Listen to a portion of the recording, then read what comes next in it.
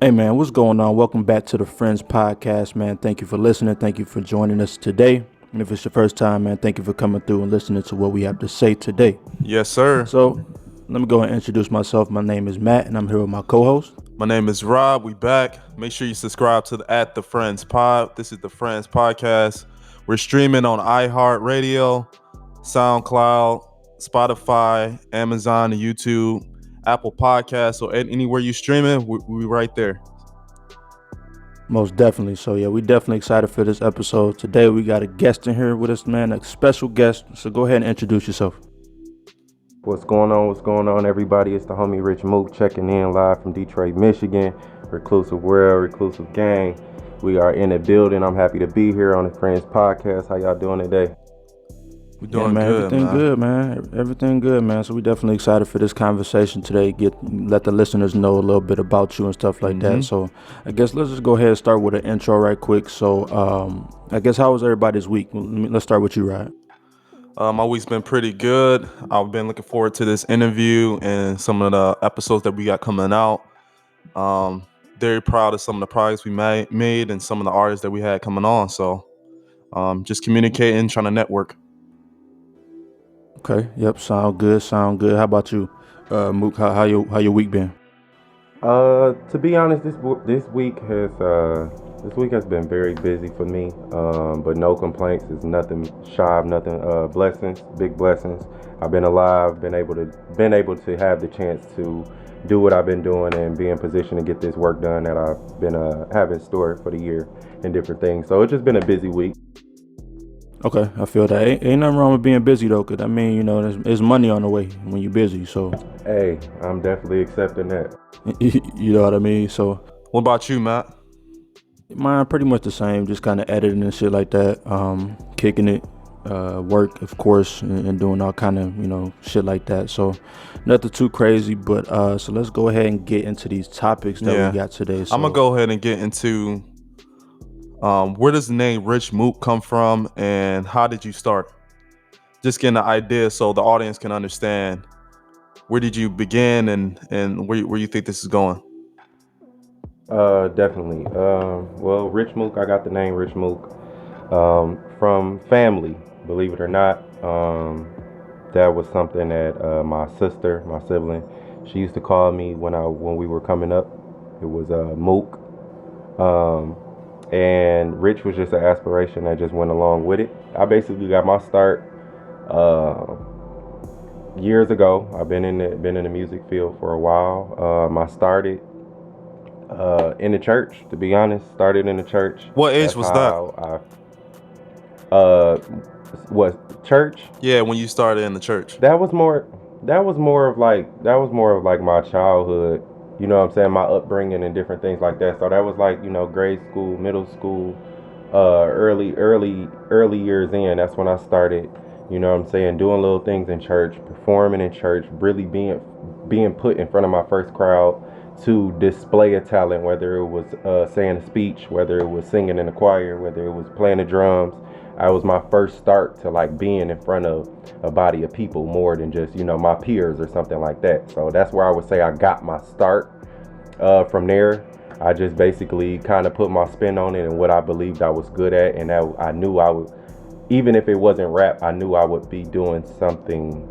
I always knew I would be doing something in the entertainment field. So once I knew that and made that up in my mind, I kind of got my feet wet in different, avenues with that. Entertainment and rap was something I latched onto and started really mashing the gas with, to be honest. And you was a drummer right at the church. Yes, I used to do everything in the church. It really wasn't no escaping no things that had to be done. If mama said do it, you had to be there and show up and do it. So I didn't really have no choice. Yeah. It's crazy. It's crazy. Like, I feel like people not from the area, they don't really know how big like church and religion is in the city. Yeah. Like, it's a lot of different huge churches, huge pastors around here. So kind of talk about that a little bit. Like, do you still even kind of, I'm sure you probably still keep some of them values and stuff like that, like with you every day? Definitely. One thing we definitely gotta do more ourselves and definitely instill in our communities and our outlets and networks, we definitely got to pray more. You know what I'm saying? We got to get back in the prayer bag. I know a lot of people focus on the money and money, money, money, but without the blessing, without the covering and protection from the man above, the money really don't mean nothing. So we definitely got to stay in the prayer bag and keep our morals and values of how we was brought up in our everyday life is big. I definitely haven't steered away from them, but some church believes I've kind of seen what it really means, you know what I'm saying? And everything ain't what it seems in a church sometime, and it's okay. You don't always, just because you're not sitting on a pew in church every Sunday don't mean you're not connected to the Most High, you know what I'm saying? So it's just what you believe and really what you feel inside is that's the connection that means most.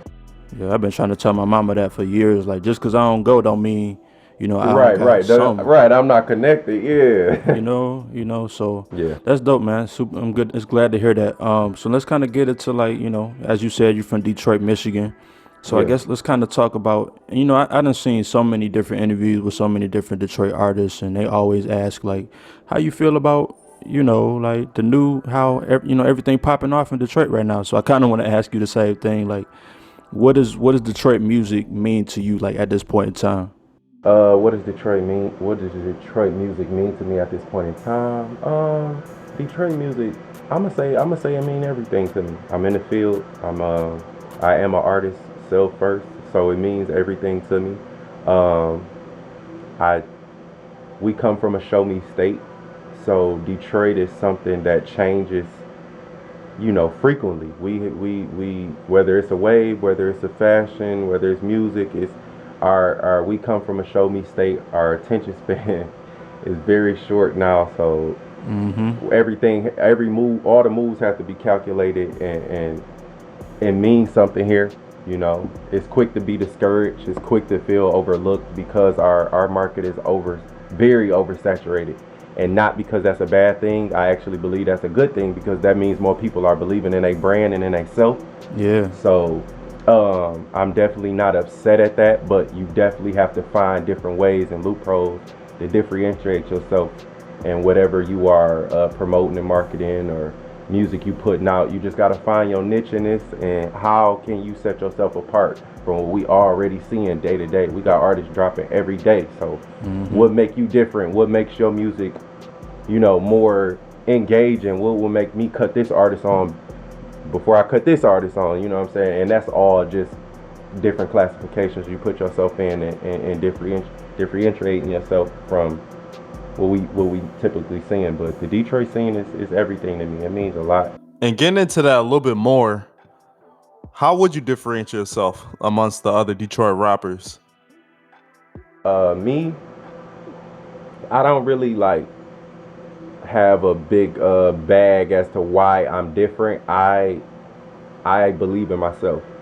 So, and I know that's more easily said than done, but I believe in myself where it's not just the music. I'm really building a brand, a family, a whole, an enterprise behind what I'm doing, and really pushing a lot of stuff throughout my own engine. I'm an independent artist, never been signed to a label. I've never been in front of no label head ever. Everything has always came throughout my company and throughout my friends and brands. So that's one thing I can definitely say that differentiates myself and how I try to step out the box sometimes. My content and music, the things that I put out in the universe and manifest is not your typical thing you would expect from a rapper. So it's just different beliefs I put out and the way I choose to move with the brand and company. I know I was looking at one of your videos on YouTube where you said you were growing up and you never feel like everyone had the same idea as you or thought the same way. Like, I think it was one of your spoken words that you had. It might have been an intro or something from one of your past tapes. And it got me to thinking, like,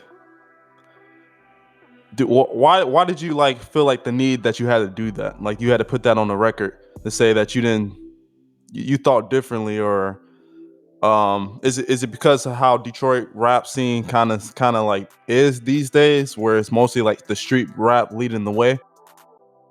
Yeah, definitely more. Like I say, more Detroit had once I learned that, like I say, I'm gonna keep enforcing that we are in a show me state. So it's like I come from a city. I live in a city where if you don't post it, you don't have it. If you don't show that you're doing or living this lifestyle, you're not doing it. And it's not that you may not be, because you're not showing nobody this. We not putting it in front of the light all the time. That you people may not think you have certain things or moving at this certain pace or reaching these certain goals, and you very well can be. It's not about the what's in the light or how fast we can do it. It's who can do it the right way. You know what I'm saying? So that's always been something that I For sure. always had to instill in my team and my music and emotion that we trying to create. We can't do what's the typical on the to-do list for a rapper. That's only gonna put me as far as the rappers that's doing it. Yeah. So Yep. let's dig a little deeper. Let's tap into these people's pain. Let's tap into the street struggle. Let's tap into family or family again. You know, a lot of people have dimmed the light down on family, and family mean the most. And if you look at some of your best and your favorite artists coming up, they built all their labels around family. They started with their closest friends. They didn't go hire these people and just connect with just anybody. It had to make sense with the family. So it's just like we've lost that origin and belief that can get us to somewhere we need to be in life or help us live out our dreams as well. So that was one of the reasons why I chose to make that known. Like, it's okay to be different. It's okay to think different. It's okay to think outside the box. And it's okay to really speak your own truth. Live out your own truth and beliefs, whatever it is.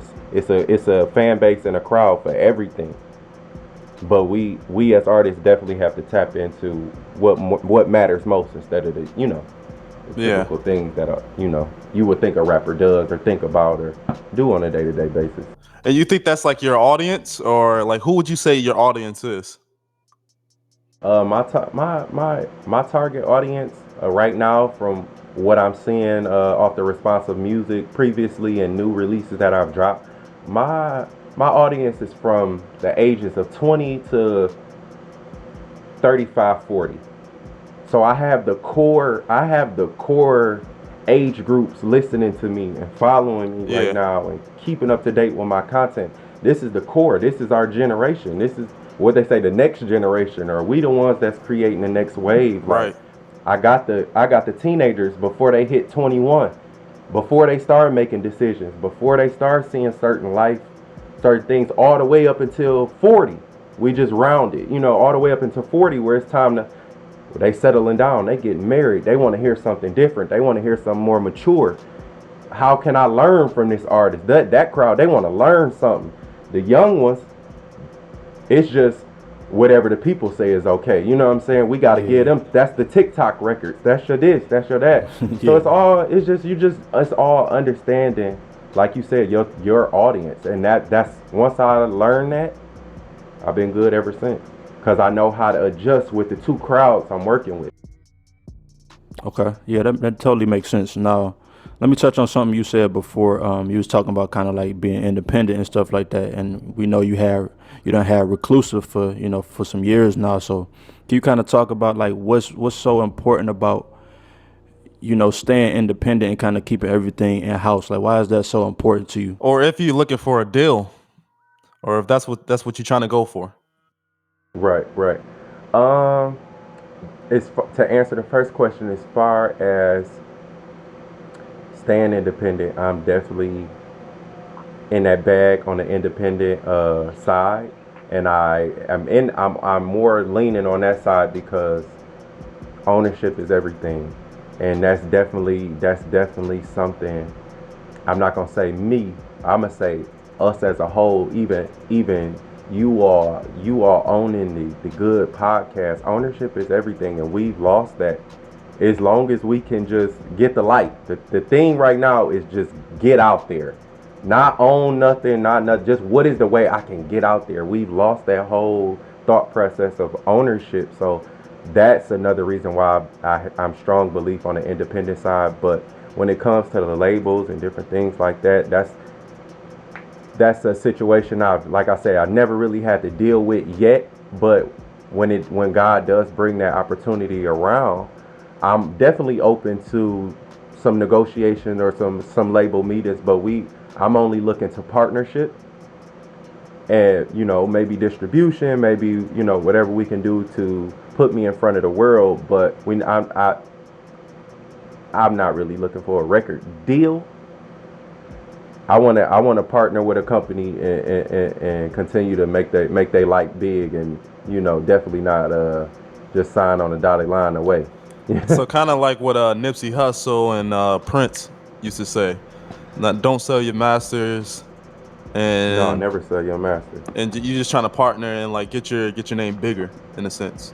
Yeah, definitely. I want to be a part. I want to be a part of whatever makes sense. Whatever is the best outlet to the most success. I feel that. Now, let's talk a little bit more about Detroit, man. So, East Side versus West Side. I don't want to say versus, but East Side and West Side. Now, are you Hmm. from the East or from the West? I'm from the West Side. From the West Side. Now, Yeah. of course, people buy into like that East Side versus West Side, but it's definitely great things going on both Hmm. ends. Like, do you feel Definitely. like that's dangerous to even have that? Like, not dangerous, but like, is that detrimental to even have like that kind of rivalry between the two, or do you think that make the competition stronger? Or if that's even a thing these days. I know that was real big because Right. Yeah. When it comes to the East and the West Side, to be honest, currently, no. There is no. That's not really a thing no more. Everybody is getting money with everybody. The light is on Detroit. A lot of people are listening to artists from Detroit. So to be honest, I would say the beef brought out the gem in the end, the diamond in the end. The back and forth, the beef, the differences, the we better than this. We gonna put out this music, this side versus this side. I feel like it brought the best out of all of us, because in the end, now East and West can come together, and you see West Side artists and East Side artists on the same record, in the same videos. They coming together to throw events and different things and give opportunities to the city. So I say it really brought the best out of us. No, it's not a thing. I mean, you still got your no place is safe. You got your problems, but on that's on a minor scale. Everybody around right now on the scene is just trying to collab and make the most content for the people and get the money, get the bag. Yeah, 'cause that's what it's all about at the end of the day. Like, it ain't no time for just, all that infighting or whatever. Yeah, Like, especially like you said, the light's shining right now. So it's like at yeah, this time, it's time for everybody to go ahead and put that shit aside. yeah. And then even in the position that we all are in, just as just being black right now, bro. You right, know what I'm saying? Like we don't kings we and don't we queens. don't really get, man, what kings and queens. Like this Yeah. was before the I'm a rapper, I want to be a street dude, or I'm a corporate guy. Before all of that, we was kings and queens, man. And we always been our light always been a little shunned upon, because they know what we can do. They know that we have power. Well, they know that we smart. They Yeah, know we can figure it out. You put us in the jungle, we come out with a mink. You know what I'm saying? every So it's time. like, it's they scared us. So it's like, to see us just in this moment right now, whether it's movies, whether it's podcasts, whether it's all the entrepreneur sides, bro. This shit is excuse me, this stuff is lit. Like this Uh, side is lit. It you go through your ups and downs. Nothing is easy, nothing is given. But I love the point where we at right now, just with our culture and our black people. kind of getting into what you were talking about with movies. So what are some of the best rappers, the actors of all time that kind of influence you? And what's some of your favorite movies? Um, I wouldn't say any. I don't have any like influencers from the movie side. Because I've always been headstrong on being behind the mic. So I never really like looked for influences in movies, but What about I've Martin? always that's a classic. But you almost beat me to the punch. our favorites, our classics, our Martins, our Wayans brothers, our Fresh Prince, our Family Matters, our you know what I'm saying, the classics, man. It's just like how can you forget them? That's low key what helped raise a lot of us. You know what I'm saying? Because a lot of people didn't have mother and father in the home. They didn't sit at the dinner table every night to eat with family. A lot of people came up individual and looked for a family-oriented scene to watch on TV, and they learned and they instilled in their family off what they seen. So all our old school movies are from, well, old school for me. I'm 28 now, 93 raised. So our old school movies are some of my old school favorites: Space Jam, Roll Bounce, You Got Served. We the same age. Exactly, you know what I'm saying? So you know our old school. Those are all my favorites. All the sitcoms, the Jamie Foxx, the this. It's like that's what helped raise us. That's our old school, you know? So it's like I could never forget the actors and the TV entertainers and sitcom entertainers. Like we can never forget them. They still are influence on the music side, even with it not being the intent for it to be, you know? So I'm definitely big on that. But the movies just really came about. It really came about in manifestation for me. It was something that we had put on the vision board at the beginning of the year and spoke and just manifested. This was something that we said we needed to do to get my name and product and out there a little bit deeper, and it'll open up more opportunity for me. So God brought it around, and I'm just grateful to be in a position to be able to even accept these blessings and complete the mission. Yeah, man, most definitely. Now, let me ask you something. Let me go back to what you said. So, Space Jam. When the last time have you seen Space Jam recently? Like, I felt like Space Jam was overrated. I don't know. Which one? LeBron Which one? James. The first one or the second one? I didn't see the second one. The first one, I feel like it was kind of trash. That's just me though. Right.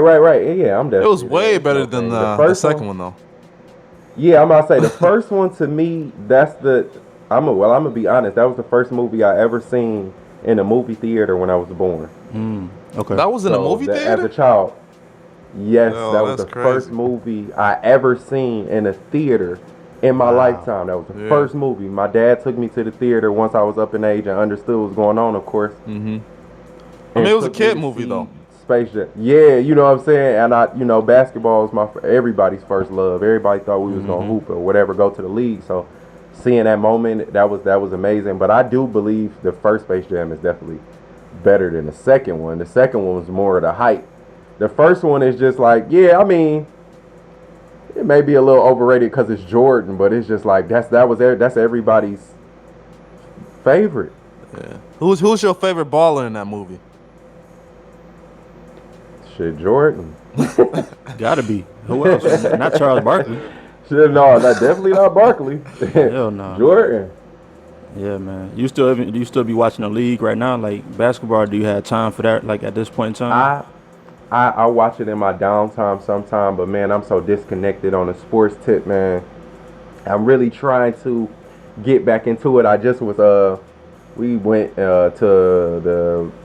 they just played the Hawks. Pistons just played the Hawks the other night. We went to the game. Okay. That was my first game all season, so that was a great feeling to be, good home game. We actually won, so it felt good, but it was just like I'm so disconnected because I had to disconnect from so many things and put my focus into the craft and being a business owner, entrepreneur. It's like sometimes the TV just be on just to be on, and I ain't watched it in hours. It's been on all day, and I don't even watch it, but I'm definitely not. It's definitely for a good cause. I say that. So, but yeah, the basketball. I know certain players that's out there, but like how I was when I was a kid, I could name the whole team if you ask me. I ain't that tapped in no more, man. I ain't gonna lie. Yeah, now it's just Cade Cunningham. It seems like. Right, it's just certain people they talk about, and it's just like the love and the for the game. It's not what it was when we was kids, when we was watching Vince Carter, Tracy McGrady. You know what I'm saying? All those, Chauncey Billups, Shaq, Kobe, Chauncey, Rip Hamilton, Tayshaun. Yeah, it ain't like that no more. Ben Wallace.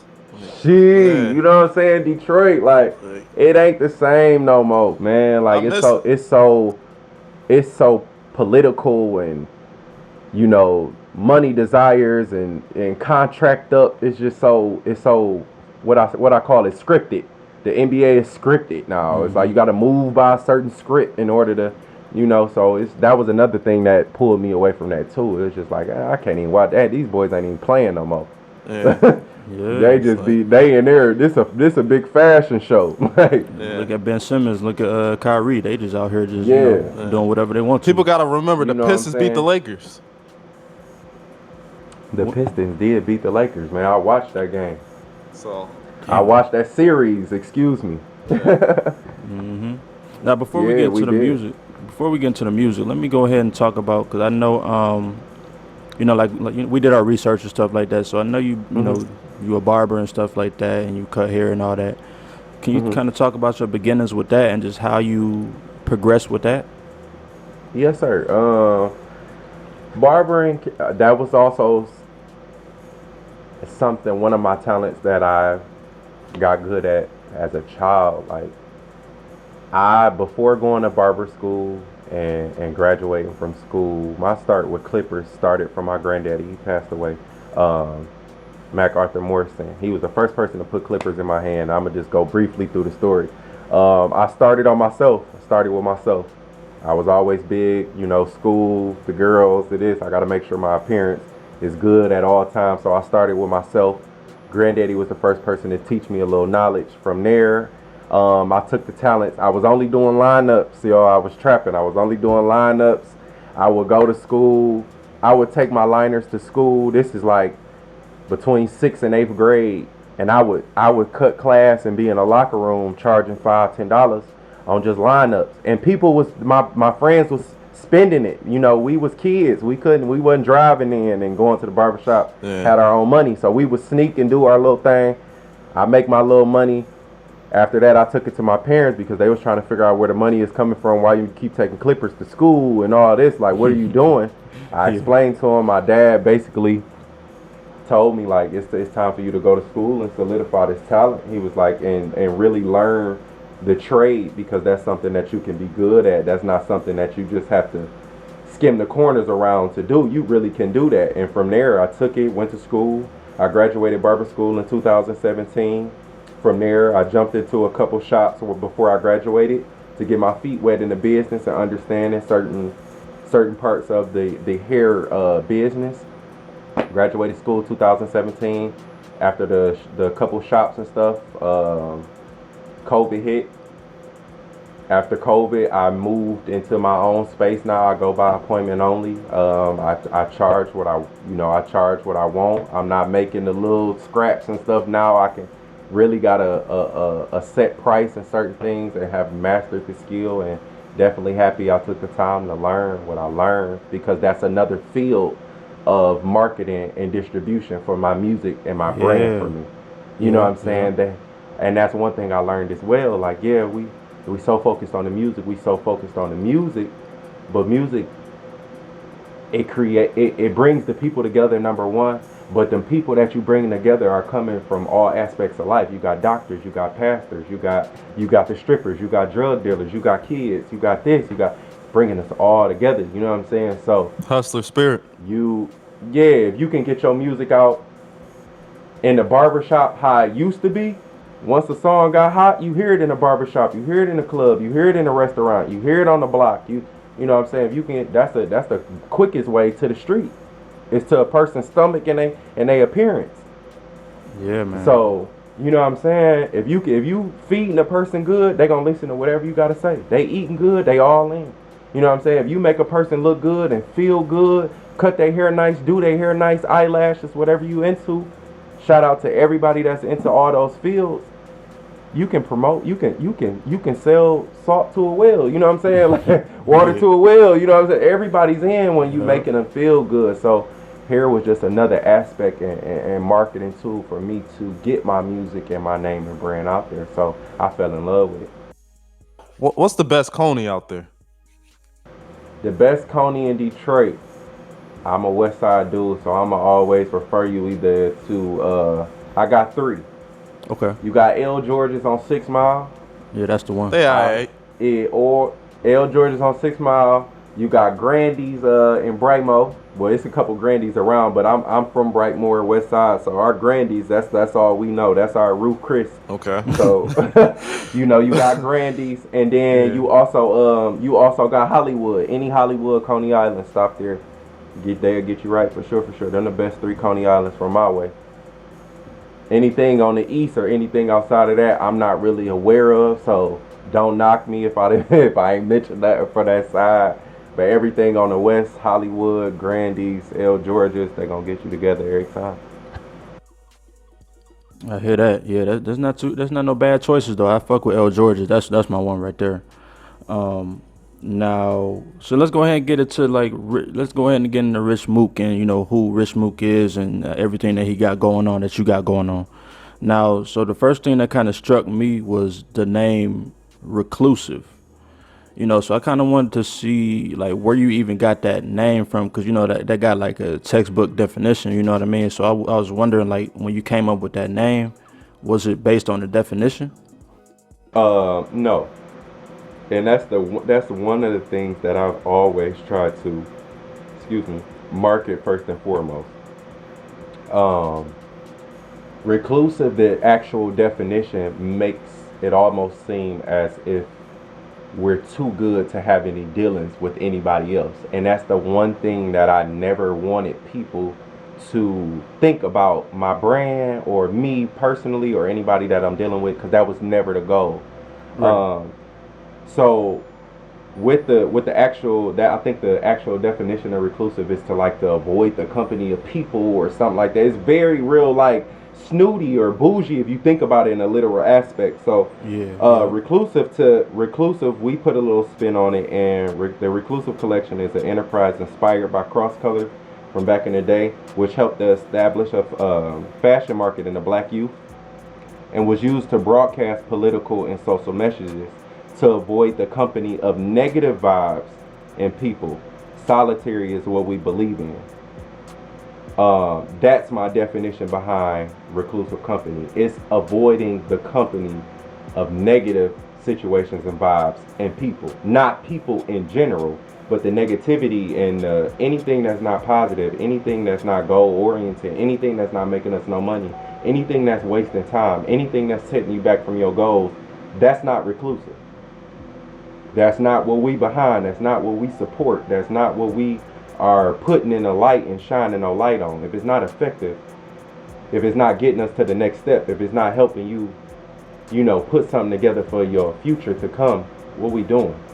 So it's just avoiding the negativity, and it's a lot of negativity, and it come from different ways. So just putting that wall up to that, and really getting the people around me and myself to start leaning more into positivity and thinking positive, being around positivity, manifesting positivity.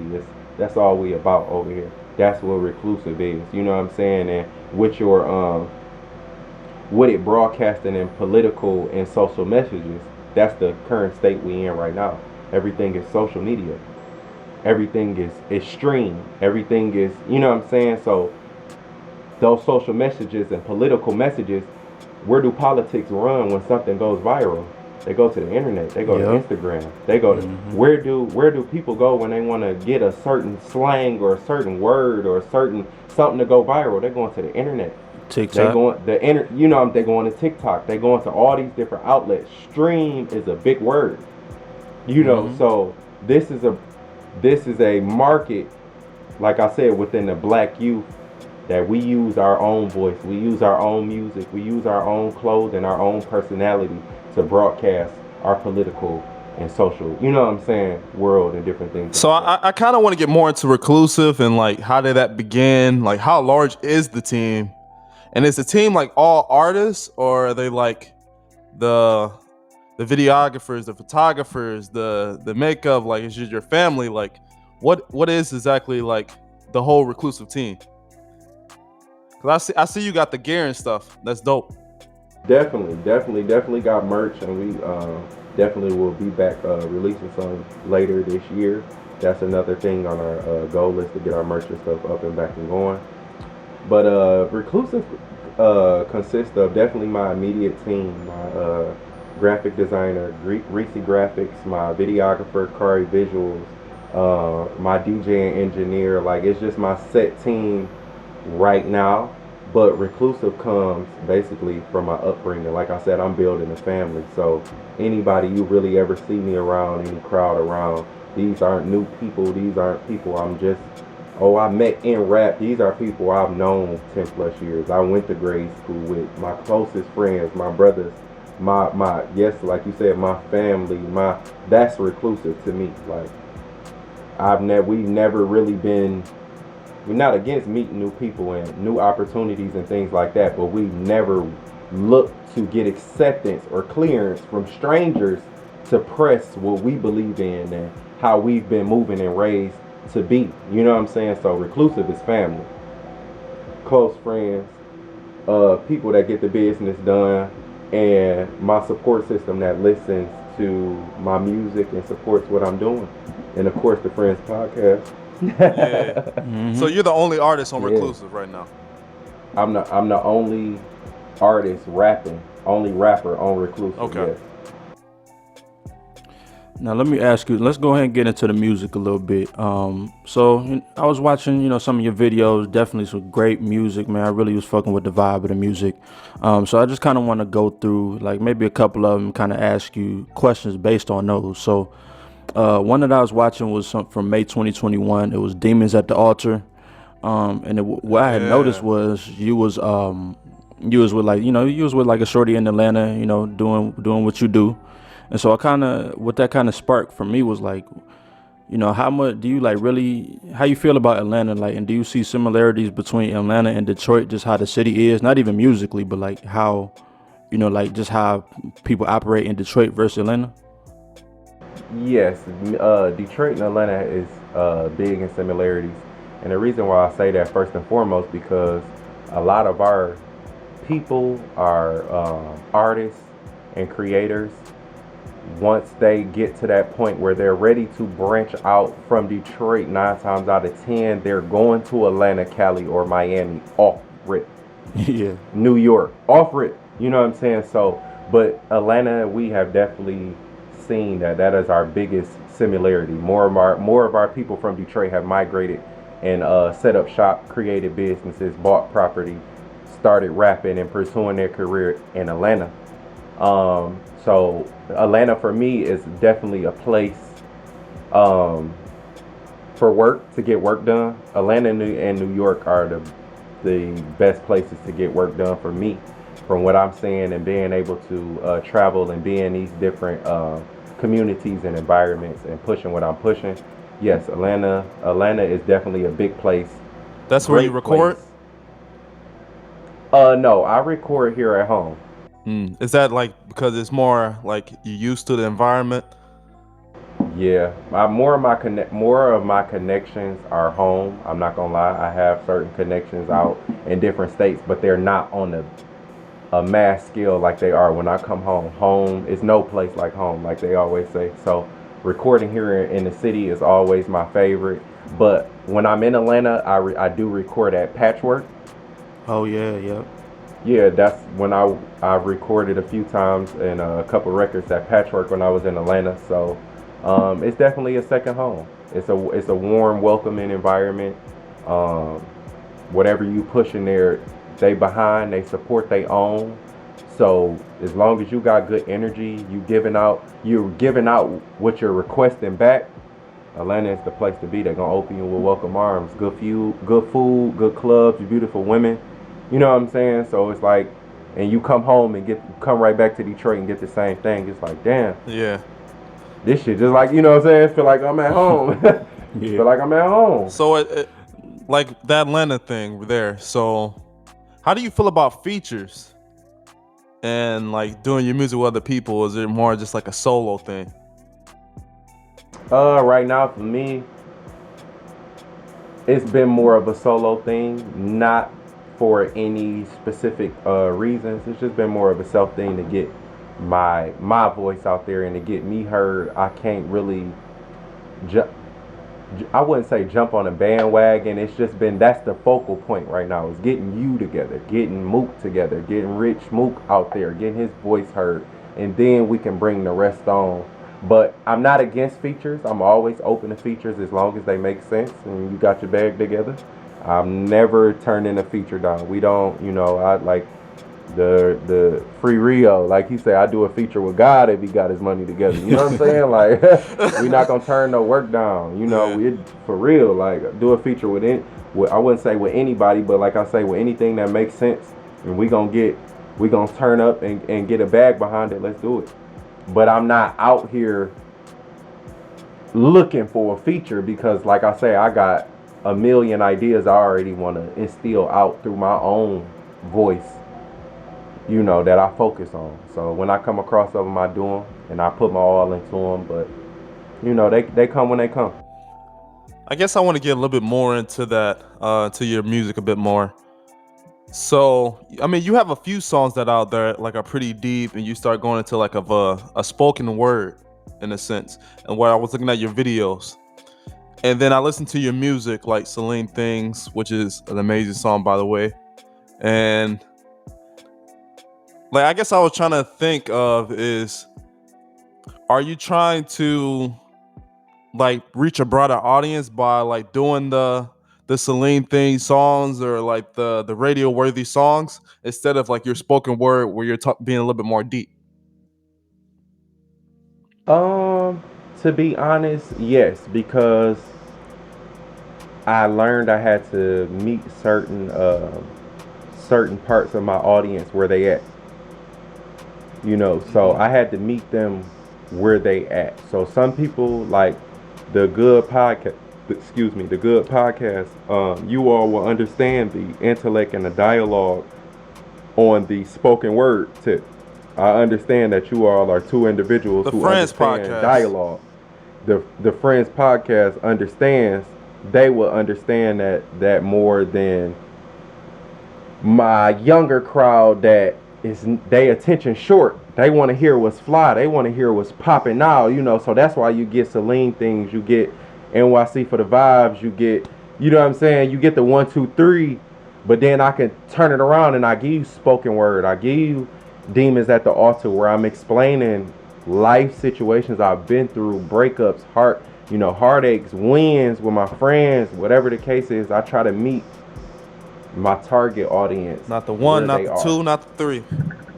Hello, what I'm saying? We just meet them where they at. What I'm saying? And another thing, simplicity is best. Give it to it. Tell the people tell the people the truth. Less is more. Simplicity is best. And be honest. From whichever angle you coming from, just tell the raw truth, bro. The worst person the worst thing a person can say, excuse me, is they just not with it. That's not my belief, and there's nothing wrong with that. There's nothing wrong with that. It's a crowd for everybody, and you just not for me.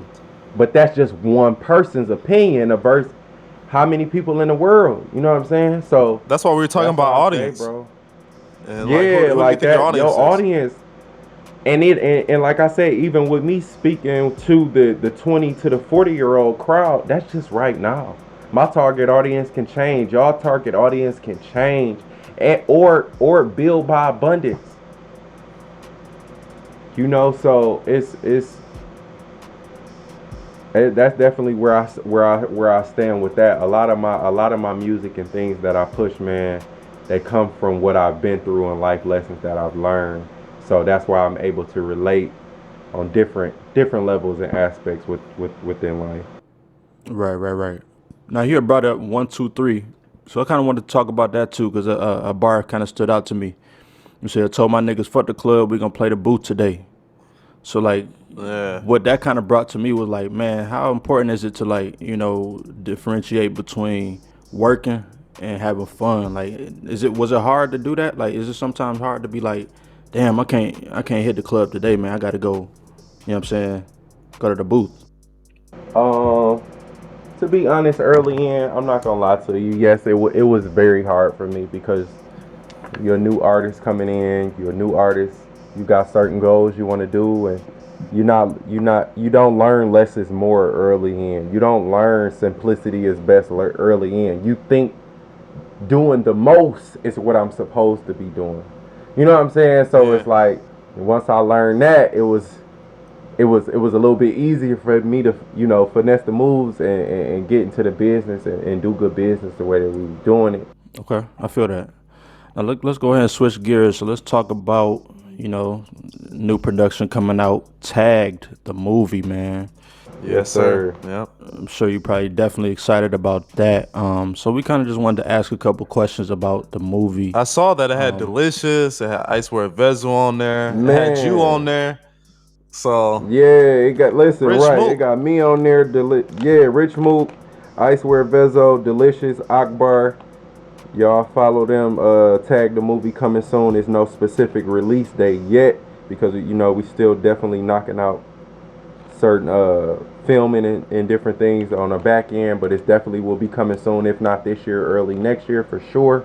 Mm-hmm. I'm definitely a part. I'm more than grateful to be a part, and more than grateful to be on a production with these greats from all over, not just from Detroit, from all over the city. Um, but yeah, it's I play a cop in the movie. I'm a dirty cop, Damn. so uh, I'm playing a dirty cop. So like I said, it's is it something that I want to do or believe in? Of course not. I would never be a cop in real life, but it's something to make Ain't nothing somebody wrong. else's Ain't nothing wrong vision. with the cop. It's definitely nothing wrong with a cop, but you know how we raise and our Yeah. stipulations towards 12 and the cops, man. So it's Yeah, like, yeah. Yeah. would I really do this on the? Would I really go into the police force? Hell No, no. but I definitely take that role in the movie and make a couple people laugh and put the brand out there. You know what I'm saying? So we have fun. Like I say, shout out Icewear Vezo, Delicious, Akbar again for having me a part. I can't wait till we drop. And yeah, like I say, shit. Even with having that opening, we got two other movies coming that's to be announced that we all have already accepted, and Okay. we only in what's this, March, April. Yeah. Yeah, April yeah. now. You know what I'm saying? So like I say, manifestation is big, belief is big, believe in yourself, believe in your brand. Anything, the sky's the limit, man. For real, the sky's the limit. This was never the intentions, bro. The intentions was to do music for me. You know what I'm saying? And this just unraveled because God know how to connect the dots and align the universe. So it has something to do with comedy. Is that what the movie's about? Is it like more of a drama? Or what exactly is the movie Tag? Yeah, Tag is more of a drama. It's more of a drama. It's more of your it's what is that? What's that? Thriller. I wouldn't say on a scary side. It's just it'll have you. It's gonna definitely have you on your edge of your seat. Yeah, What's have you on your next? toes. You know what I'm saying? Yeah. That right. Have you on your toes? It's if you haven't, to all the listeners that's out there, definitely tap into our Detroit movies. Buffed Up, 211. We Yep. got a couple Detroit movies from Moolah Films, and some of our great creators here in Detroit. Kamal Smith, shout out to them. Like it's a lot of Right. people on the director and the movie side here in Detroit and film side in Detroit. So if you do, please check out those movies and support some of our people. Like I say, Tag is definitely on the way. And like I say, things is It's a moving. The, hood the eyes classic. is on That's Detroit. what you calling it? It's a hood classic. It's definitely a hood classic for sure. For sure. Man, I watched Buffed Up for the first time like a couple months ago, and I'm like, this shit should have been in the theater. Like this shit was good. Like this shit was it was shot Man, Right. good. Like we all they just give us our premiere. They just give us our premiere, and then after that, I'm definitely a believer in that too. That should have been in the movies. Like some of the movies are really funny as hell. Like and Yeah, some of yeah. our favorites. Like for real. That's Detroit. When you watch Buffed Up, that's Detroit. Like it's not no bullshit or not. You know what I'm saying? Nothing Yeah. flabbergastic. That's how Detroit is, man. Like and we just make the best out of what we got because we already know our back is up against the wall. We already know we the most competition for a lot of these runner ups and a lot of these Uh-huh. people in these different states, and we the ones they want to be like. Talk to him. You know, at a point, everybody had their time. You had New York. artists, your Biggies, your Jay-Z's, your Nas, your everybody wanted to be them. You had your Atlantas, yo this, yo that. You had your Lil Wayne's, and it's Detroit time now, you know? Oh yeah. So it's we embracing that and we thriving off that, bro. You know what I'm No, for saying? sure. Detroit versus everybody for real. Yeah, man. See, that's the thing. They try to copy out the shirts. They try to copy out the beats, the song, Man, everything. come on, man. Y'all know the truth. That's why we don't even really be big on the we gotta prove a point or this is Detroit and we gotta stamp that because y'all gonna figure it out. Yeah. Y'all gonna know, like, wait a minute. Right. Man, it's just been so beautiful just seeing this shit because like I was in college and like Dope Boys was out and then Team Eastside and then now we still got Babyface Ray and Peasy and Dan. You know what I'm saying? You still got Vezo. Yeah. Vezo too. You got so many Babyface. So many greats. Babyface Ray. Man, that nigga like I said, he and be some rapping. of these people, man, Ray is definitely one of the favorites, one of the homies for sure. Baby Money, Vezo, Payroll, Peasy, Cash Doll, Tay B, like, and the list goes on. Rich Mook, 42. You know what I'm saying? These are all 42 Doug, T Grizzly. You know I'm Skilla Baby, Sada Baby. We got so many rappers like Rolando the list Soul. literally go V's, Rondo, everybody. You got so many people in Detroit. And then like even if you listen to some of the names, man, that's East Side and that's West Side. Yeah. Doughboys, Cash Out. This is East and West, bro. I'm glad At a they're coming point in time, together. We wasn't able to. Yeah, we was at a point in time where you wouldn't catch Peasy and Payroll on the same track. They hated each other. They was you know fighting each other. The East Side versus the West Side. You know what I'm saying? That was the whole shit at the whole Kobo thing. When they got into it at Cobo Hall, that was East versus West, and that put a dim on Detroit. Nobody want to come and do business here, and y'all are fighting each other and trying to take each other out. That's what we had to learn. And once we made that decision that the money, the opportunity, the kids, the future is what's more important. Right. Now you see us on the same records. Now you got Baby Money and 42 Doug, East Side and West Side. We good. Do that. That look good. You got East and West supporting this. You got East and West DJs playing everything now. Yeah. They connected for sure. Like the whole thing with how 42 Doug kind of like branched off into that different kind of scene. Man, and then you even got your Big Seans who even try to like branch off. It just seems like some of the bigger artists like from Detroit, they try to branch off and kind of try to collaborate, which I feel like that's the big thing about like Detroit, and it kind of the thing is like they necessarily wasn't all into collaborating and trying to be what everybody else is. They were trying to do their own thing. But I think nowadays everybody's trying to collaborate. Everyone's trying to get together and trying to just get to the money because that's what really important. As they should. That's what's really important, exactly, and that's what matters most. Everybody got a family to raise. Everybody got some kids to raise. You know what I'm saying? A woman to love. You know what I'm saying? Siblings to maintain, mama to take care of. Yep. So what we really beefing about for real? If it ain't really nothing serious that we really got to take, and it's never nothing serious. It's always hearsay. It's always status. It's always Instagram.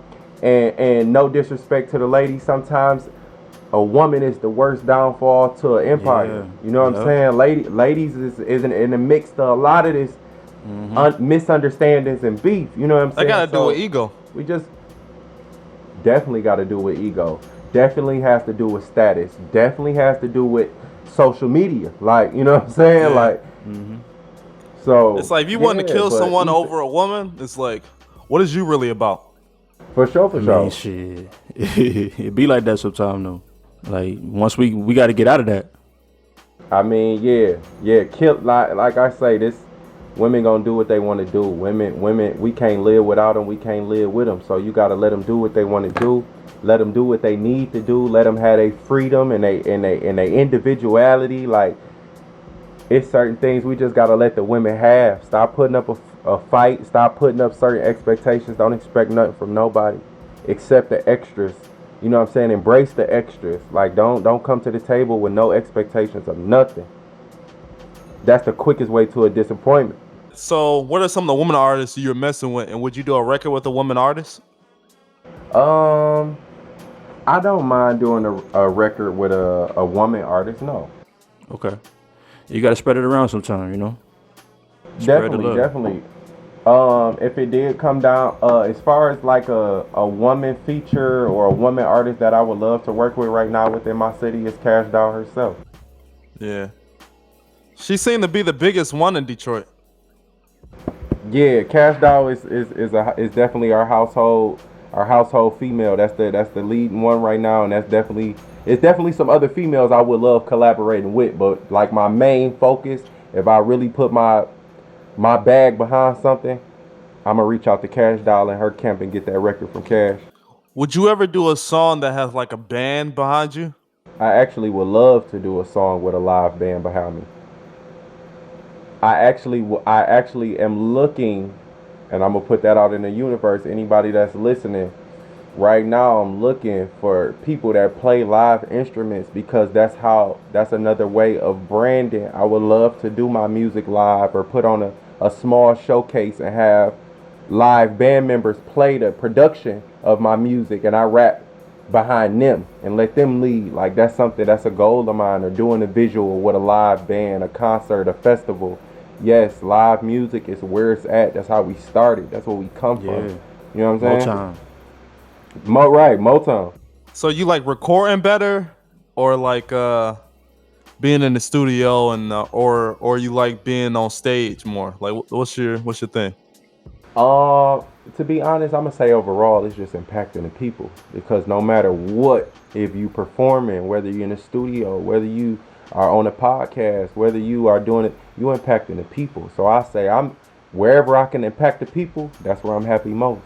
Whether it's in the street, in the gas station, in the liquor store, the studio, a show, in the airport, as long as I can impact my people and make them feel good and make them see and make them be that escape for them to what they go through on a day-to-day basis in their everyday life, I'm more than grateful. That's what I love to see is like music being to impact the people, and I feel like that's what people don't understand is you can be an everyday walk of life, and a music or a song that will touch your heart, and you can go to work and then be motivated, or really anything. So Yeah, yeah, definitely, definitely. You definitely want to keep the attention of your community and your people, man. And just like I say, that embracing black, man, it's such an understatement. It's so weighed on a small scale. It's just like music is out of 100% scale. Music is only what 10-20% of the whole pie. Mm-hmm. You know what I'm saying? Your other 80-90% is who you know, your network, your engagement with other people. Like that's what this business is. That's why they call it the entertainment business. You have people to stay aware of and to tend to, that watch you, that need certain things on a day-to-day basis. We here to serve. We've been put on this earth to serve. A lot of people have been put on it, think they've been put on this earth to see what they can get out of life. We here to give. We here to leave seeds. We here to you know, plant seeds and build businesses and push our goals. You know what I'm saying? So impaction and engagement and who you know is what I'm learning. That's the biggest part of the game that I'm in. Okay, I feel that. Now, before we get out of here, let's go ahead and talk a little bit more about Rich Mook, man, and his recording process. So like, you know, when you go into the studio, like what do you feel like is your ideal studio environment? Do you feel like you need like all them hella people in there, you know what I'm saying? You got the backwoods going, all that shit, or do you prefer like just like solo, you know? yeah, and like what kind of beats and like where do you get those from? Do you find them from YouTube, or you have like a specific artist, or what exactly are you looking for? What's Rich Mook looking for? Rich Mook, Rich Mook is looking for successful motion. You know what I'm saying? So when you hear my music, like I say, I can give you music from all aspects. You want to turn up, you want to think about something deep, you want to think about your ex, your girl, whatever. I give you music from all aspects. But what I'm looking for is successful motion. My beats I have a select certain producers that I work with and have connected with within the city. And even outside the city, they send me, beats all the time. And I have my favorites that I make the best music with. That give me my best, that I find my pocket with the best. My recording sessions are very intimate moments. I don't have 10, 20, 30 people in the studio with me all the time. Now if it's a fun big record and it's the end process of the recording and we just going over, I want to have some people come in and listen to a record or tell me how they feel about a song, then you got bodies in the studio. But for the most part, if I'm not by myself, I probably got one or two of my core people of my team in the studio all the time. And that's really about it. My recording sessions are really intimate. I always go to the studio prepared. I have my work prepared before I get there. Um, it don't take me long in the studio. A song will usually take me 20, 30 minutes. I can do 2 songs an hour, 3 songs an hour. And that's just where I find my most peace. That's my outlet to the world. That's where I vent most. So And that save money too, because so people be going into the studio unprepared. You know what I'm saying, sitting in yeah, there. yeah. They go in the studio and they booking 12 hours because they need 2 hours to smoke, eat, do this, listen to beats. No, I come in, I got the beat on my MP3. I got my song and my notes. I smoke me a wood, strap them headphones on, and the rest is history. So it's like, So do people just send you beats normally? Like, so you already have your beats in mind? yeah. Like if it's something direct, I can reach out to certain producers, and have them make something on spot. But producers kind of just frequently tap in. I got my email. Any producers listening to the podcast, Rich Mook Bookings I mean, Matt's gmail.com. Matt's a great Send it producer all. right there. Like he got a Definitely, lot I'm of about to beats. say, definitely send me something. Like I say, if you tap in Rich Mook on all platforms, listen to my music, you can hear my style, get a feel for my music. If you are a producer, send them productions in, man. Richmookbookings at gmail.com. All beats. Send me what you got, and if we can make magic, I'm gonna reach back out to you. And he gonna flow on them bitches too. So definitely send them joints And too. I'm definitely gonna come bars on there for sure. You already know. Now, before I ask this last question, so what flavor backwoods you be fucking with specifically, or do you care? Flavor backwoods Russian creams. The Russian cream, not the black ones, like like the white ones. Uh, they the Russian cream backwoods, or that's I think, and on the lesser side, I'll do the white Russian game leaf. Okay, I got you. It's pretty much the same thing. That's really it. We try to stick to the backwoods. So yeah, right, Russian cream backwoods for sure. Get them at your nearest store. That's what I smoke on. You already know. And Rich Mook need a sponsorship. So Backwood, if you're listening, go ahead and send him a $50. You know what I mean? Backwood, Milagro tequila. Nike. Uh-huh. We buying Air Force Ones like crazy. We need some endorsements. Yeah, I noticed that. Sponsorships. Reach out. Yeah. Yeah, I noticed you had all them the all whites on. You know what I'm saying, in the videos and stuff too. So that's your favorite sneaker. That's definitely my favorite go-to sneaker. You can never go wrong with a pair of all whites. That's like a tuxedo for a wedding. No cap. It's uniform, you know what I'm saying? So that's my city. So definitely the all white Air Force Ones is a definitely a traditional shoe around here. We buy frequently. I hear that. Now, last question, man. So what can we expect from Rich Mook? We know you got Tagged coming out. Like, so what can we expect musically with Reclusive, with everything that Rich Mook got going on in the future? You can definitely expect a lot more work, a lot more.